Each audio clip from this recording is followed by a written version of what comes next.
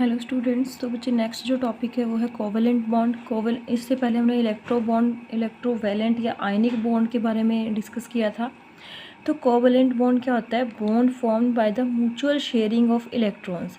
Means जहाँ पे जो बॉन्ड कैसे बनता है? इलेक्ट्रॉन की शेयरिंग से। जैसे एग्जांपल देखो, यहाँ पे हाइड्रोजन है, ठीक है। एक हाइड्रोजन के पास एक वैलेंस इलेक्ट्रॉन होता है, ठीक है। तो यहाँ पे दो हाइड्रोजन है, दोनों के पास एक एक इलेक्ट्रॉन्स है और इनको कंप्लीट अपना डुप्लेट कंप्लीट करने के लिए एक इलेक्ट्रॉन और चाहिए, तभी इनके दो इलेक्ट्रॉन्स पूरे हो पाएंगे। तो ये क्या करते हैं? एक दूसरे का इलेक्ट्रॉन ही आपस में शेयर करके दो इलेक्ट्रॉन्स कंप्लीट कर लेते हैं, ठीक है। तो ऐसे इसके बीच में बॉन्ड बनता है। ऐसे ही क्लोरीन है, क्लोरीन के पास 7 वैलेंस इलेक्ट्रॉन्स होते हैं, ठीक है। इनको एक एक इलेक्ट्रॉन चाहिए, तो ये क्या करेंगे? एक इलेक्ट्रॉन ये क्लोरीन इसका शेयर करेगी और ये क्लोरीन इसका ये एक इलेक्ट्रॉन आपस में शेयर करके बॉन्ड फॉर्म हो जाएगा। ऐसे ही ऑक्सीजन बचे। अब जहाँ पे तो सिर्फ एक एक इलेक्ट्रॉन शेयर होता है वहाँ पे सिंगल बॉन्ड बनता है। अब जैसे ऑक्सीजन में यहाँ पे 2 इलेक्ट्रॉन शेयर हो रहे हैं तो यहाँ पे डबल बॉन्ड बनेगा, और जैसे नाइट्रोजन में 3 इलेक्ट्रॉन्स शेयर हो रहे हैं तो यहाँ पे ट्रिपल बॉन्ड बनेगा, ठीक है।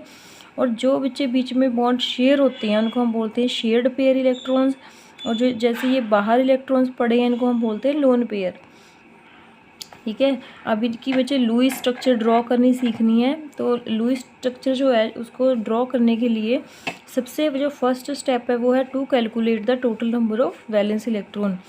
तो सबसे पहले हम वैलेंस इलेक्ट्रॉन्स को फाइंड आउट करना सीखेंगे। जैसे कार्बन मोनोऑक्साइड की स्ट्रक्चर बनानी है आपने, लुईस स्ट्रक्चर, तो कार्बन और ऑक्सीजन के वैलेंस इलेक्ट्रॉन्स कितने होते हैं ये पता होना चाहिए। कार्बन के वैलेंस इलेक्ट्रॉन कितने होते हैं? NH2 NP2 मतलब 4 इलेक्ट्रॉन्स। ऑक्सीजन के पास 6 वैलेंस इलेक्ट्रॉन्स होते हैं, जो टोटल हो गए 4 और 6 10 इलेक्ट्रॉन्स हो गए। अब to draw a single bond between, सबसे पहले हमने सिंगल बॉन्ड ड्रॉ करके देखना है, ठीक है। तो 10 इलेक्ट्रॉन्स कंप्लीट करने हैं। कैसे होंगे? 6 इसके हो गए, 4 इसके पास हो गए। तो इसको हमने लुईस डॉट स्ट्रक्चर से वैलेंस इलेक्ट्रॉन्स को दिखाया है, यहाँ पे 10 डॉट्स लगाए हैं, ठीक है। तो यहाँ पे सिंगल बॉन्ड बनाने के लिए बीच में सिर्फ 2 इलेक्ट्रॉन चाहिए। बट अगर ऐसा करते हैं तो इसका तो ऑक्टेट कंप्लीट हो रहा है, मीन्स ये तो ये वाले 2 इलेक्ट्रॉन शेयर करके 2 4 6 और 8 ही, इसके तो 8 कंप्लीट होएंगे। बट कार्बन के पास 1 2 3 4 यहाँ पे शेयर करने के लिए कोई इलेक्ट्रॉन नहीं है ऑक्सीजन का, तो सिर्फ इसके तो 4 ही रहेंगे इसके पास, तो यहाँ पे बट ऑक्टेट कंप्लीट नहीं होगा। तो नेक्स्ट जो स्टेप है वो है to draw the multiple bond. अब हमने मल्टीपल बॉन्ड ड्रॉ करके देखने हैं। तो मल्टीपल बॉन्ड कैसे ड्रॉ करेंगे? ये देखो, 3 इलेक्ट्रॉन सेंटर में रख दिए, 2 साइडों पे। अब यहाँ पे 3 3 6 और 2 8 कार्बन का भी ऑक्टेट कंप्लीट हो रहा है, और यहाँ पे 3 3 6 और 2 8 यहाँ पे ऐसे करके इसका भी क्या होएगा? ऑक्टेट कंप्लीट होगा, ठीक है। तो यहाँ पे क्या बनेगा? आपस में ऐसे करना है बच्चे ड्रॉ, ये देखो। तो यहाँ पे कार्बन और ऑक्सीजन के बीच में 3 शेयर हो रहे हैं, तो यहाँ पे ट्रिपल बॉन्ड बनेगा, ठीक है।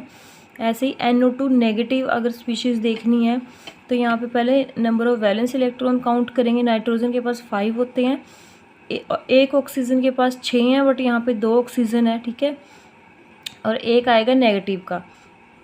तो यहाँ पे कितने बन रहे हैं? देखो, 5 और 2 6, ठीक है। कितने बन रहे हैं? 11, और एक ये है 12 हो गए, और एक ऑक्सीजन 2 ऑक्सीजन है था, तो मतलब दूसरे ऑक्सीजन के 6 इलेक्ट्रॉन्स हो गए, तो टोटल कितने हो गए? 18, ठीक है।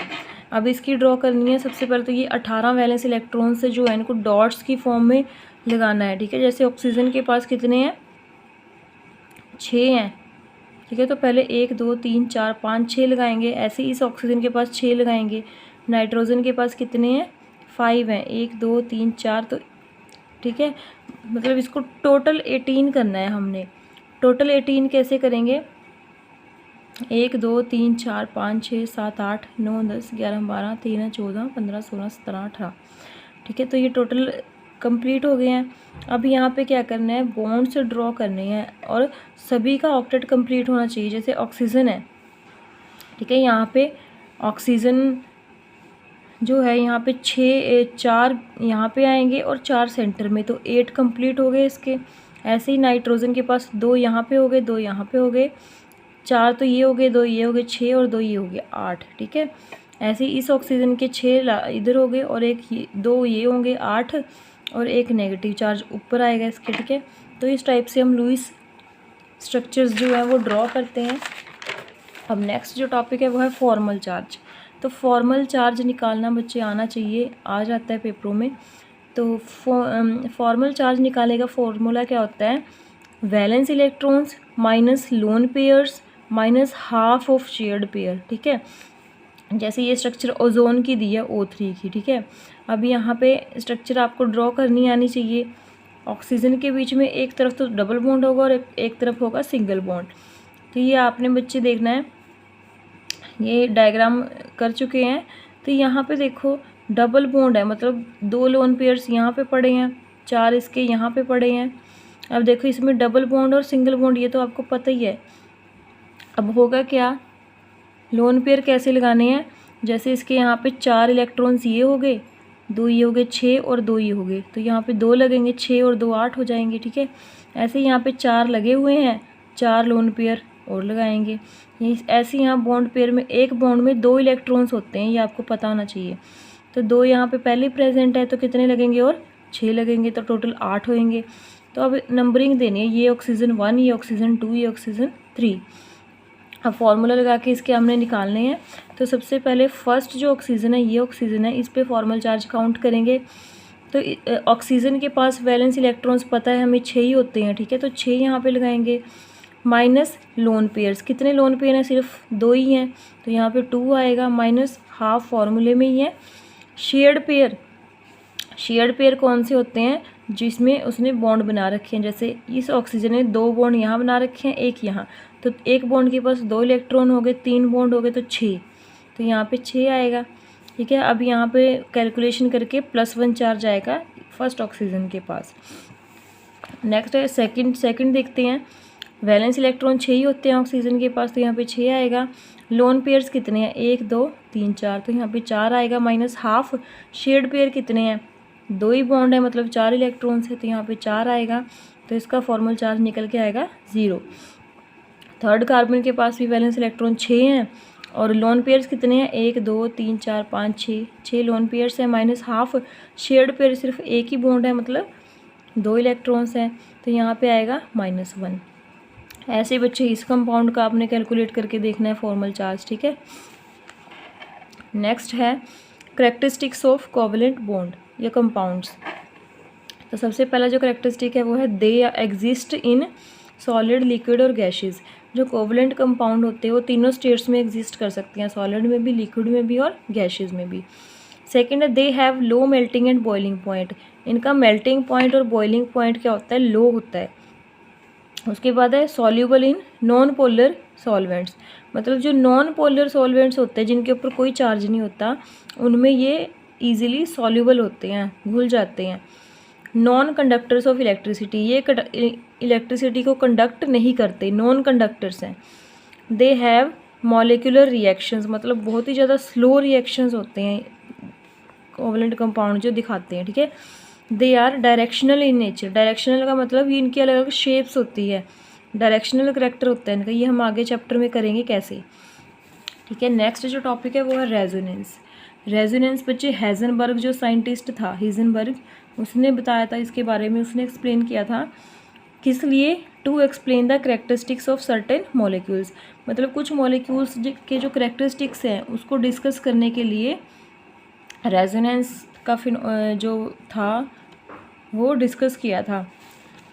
अब देखो एग्जांपल देखते हैं, जैसे ओजोन है O3, तो पता है एक तरफ डबल बॉन्ड होगा और एक तरफ सिंगल बॉन्ड होगा, और इसमें जो बॉन्ड लेंथ है तो ऑक्सीजन की एक जो डबल बॉन्ड, अब पता है हमें जो डबल बॉन्ड होता है उसकी बॉन्ड लेंथ हमेशा छोटी कम आती है, तो जो डबल है उसकी 121 पिकोमीटर है और जो सिंगल है उसकी 148 पिकोमीटर है। बट जब इसको हम एक्सपेरिमेंटली परफॉर्म करके देखा गया, बॉन्ड लेंथ निकाली गई experimentally, but when bond length was measure it was equal to 128, मतलब जब मेज़र करी गई एक्सपेरिमेंटली तो दोनों ही बॉन्ड्स की जो बॉन्ड लेंथ है वो सेम आई, कितनी आई, 128। तो ये क्या रीज़न था इसके पीछे, तो ये हेजनबर्ग ने बताया कि क्यों जो है यहाँ पे डबल है यहाँ पे सिंगल है, अलग अलग होनी चाहिए, बट जब एक्सपेरिमेंट परफॉर्म किया गया तो दोनों ही बॉन्ड्स की बॉन्ड लेंथ सेम आई 128 पिकोमीटर। तो इसके बाद में बच्चे क्या रीज़न था इसका कि जो ये मॉलिक्यूल है ये एक ही स्ट्रक्चर में एग्जिस्ट नहीं करता, ये 2-3 स्ट्रक्चर्स में एग्जिस्ट करेगा, 2 में, जैसे ये फर्स्ट और सेकेंड, और इनको हम बोलेंगे कॉन्ट्रीब्यूटिंग स्ट्रक्चर्स। अब 2 स्ट्रक्चर्स में ये हो रहा है बच्चे। तो यहाँ पे देखो जैसे ऑक्सीजन डबल बॉन्ड है, ये बॉन्ड बच्चे एक ही इस पे पोजीशन पे नहीं रहेगा, ये शिफ्ट करता रहता है। मतलब अब अगर ये यहाँ पे है तो सेकंड टाइम में ये ऑक्सीजन इनके बीच में डबल हो जाएगा और इनके बीच में सिंगल। तो ये एग्जिस्ट ऐसे ही करता है यहाँ पे। जैसे ये देखो यहाँ पे है डबल बॉन्ड, ठीक है, नेक्स्ट यहाँ पे आ गया, ये शिफ्ट कर गया।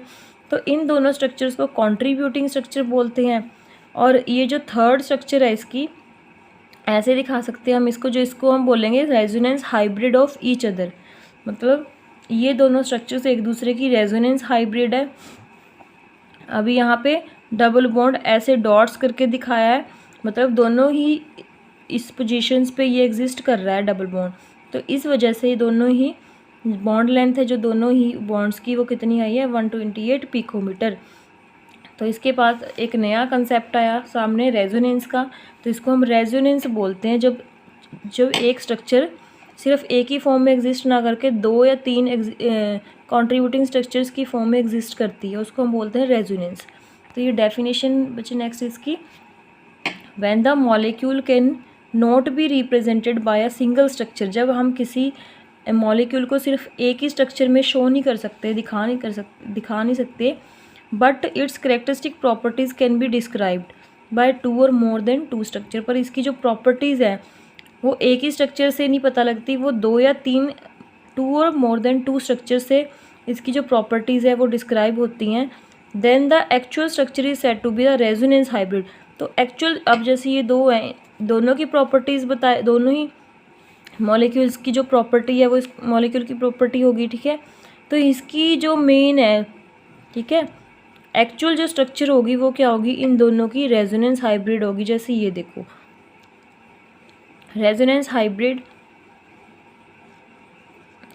ऑफ दी स्ट्रक्चर, मतलब इन दोनों स्ट्रक्चर्स की जो रेजोनेंस हाइब्रिड होगी वो एक्चुअल स्ट्रक्चर होगी यहाँ पे। जैसे ये, तो इसकी जो बॉन्ड लेंथ है वो सेम आएगी क्योंकि यहाँ पे डॉट्स की फॉर्म में दोनों ही तरफ डबल बॉन्ड एग्जिस्ट कर रहा है। नेक्स्ट है कंडीशंस, बहुत इंपॉर्टेंट टॉपिक है बच्चे, रेजोनेंस का डेफिनेशन भी इम्पॉर्टेंट है। नेक्स्ट है कंडीशंस। कंडीशंस क्या होनी चाहिए for using writing resonance structures. सबसे पहले तो the contributing structure should have same atomic position, मतलब जो एटम्स की पोजीशन है वो सेम होनी चाहिए। जैसे ऑक्सीजन ये 3 ऐसे इनकी पोजीशन है, तो तीनों की मतलब हर रेजोनेटिंग स्ट्रक्चर में ये पोजीशन सेम होनी चाहिए। सेकेंड है contributing structure should have same unpaired electrons, मतलब अनपेयर्ड इलेक्ट्रॉन्स भी सेम होने चाहिए कॉन्ट्रीब्यूटिंग स्ट्रक्चर में। जैसे यहाँ पे इस ऑक्सीजन, एक ऑक्सीजन के पास 2 है, एक ऑक्सीजन के पास 4 है और एक ऑक्सीजन के पास 6 है, तो यहाँ पे बच्चे ऐसे ही होगा। टोटल वैलेंस इलेक्ट्रॉन है जो सेम होंगे दोनों कॉन्ट्रीब्यूटिंग स्ट्रक्चर्स में। थर्ड है contributing structure should have same energy, दोनों की एनर्जी भी सेम होनी चाहिए। Structures should be written in such a manner that the negative charge should be present on the electronegative element and positive charge should be present on the electropositive atom. मतलब ऐसा होना चाहिए जैसे यहाँ पे ये जो इलेक्ट्रॉन जहाँ से शिफ्ट करेंगे उसके ऊपर नेगेटिव चार्ज आना चाहिए और जिसके पास जाएंगे उसके ऊपर जहाँ से शिफ्ट करेंगे उसके ऊपर पॉजिटिव और जिसके पास जाएंगे उसके पास नेगेटिव। जैसे ये बॉन्ड यहाँ से यहाँ पे शिफ्ट होया, यहाँ पे ट्रिपल बॉन्ड आ गया, पहले डबल था, ये इलेक्ट्रॉन्स यहाँ शिफ्ट करके एक बॉन्ड बन गया और ट्रिपल बॉन्ड आ गया। यहाँ 2 बॉन्ड्स थे, यहाँ से ये बॉन्ड शिफ्ट करके इलेक्ट्रॉन यहाँ पे आ गया, तो यहाँ पे 2 इलेक्ट्रॉन आ जाएंगे और यहाँ पे सिंगल बॉन्ड रह जाएगा। अभी यहाँ पे इस ऑक्सीजन के पास इलेक्ट्रॉन्स आए हैं तो नेगेटिव चार्ज आना चाहिए, अभी यहाँ से 2 इलेक्ट्रॉन गए हैं तो यहाँ पे पॉजिटिव चार्ज, तो ऐसे होना चाहिए बच्चे। फिफ्थ जो कंडीशन है वो है in contributing structures like charges should not be present on the adjacent atoms. अब जैसे ये दोनों एडजेसेंट एटम्स हैं ऑक्सीजन और कार्बन, तो दोनों ही चार्जेस यहाँ पे नहीं होने चाहिए, अलग अलग यहाँ पे देखो इन contributing structures like charges, like charges का मतलब पॉजिटिव पॉजिटिव नहीं होने चाहिए दोनों ही एडजेसेंट एटम्स पे, ऑपोजिट होना चाहिए, मतलब इस पे पॉजिटिव है तो इस पे नेगेटिव होगा, अगर इस पे नेगेटिव है तो इस पे पॉजिटिव होगा, ऐसे होने चाहिए। तो ये कंडीशंस थी। नेक्स्ट है रेजोनेंस एनर्जी। तो रेजोनेंस एनर्जी क्या होती है बच्चे? The difference between the energy of the actual molecule and the energy of the most stable resonating structure. मतलब जितनी भी रेजोनेटिंग स्ट्रक्चर है 1 2 3, उनमें से जो मोस्ट स्टेबल होगी वो, और जो एक्चुअल मॉलिक्यूल था उसके बीच में जो एनर्जी डिफरेंस होगा उसको बोलते हैं रेजोनेंस एनर्जी। तो ये फॉर्मूला है actual bond energy minus energy of the most stable resonating structure. जैसे ये 3 रेजोनेटिंग स्ट्रक्चर है E1 E2 E3, ठीक है, और नीचे है ये जो एक्चुअल मॉलिक्यूल था वो है।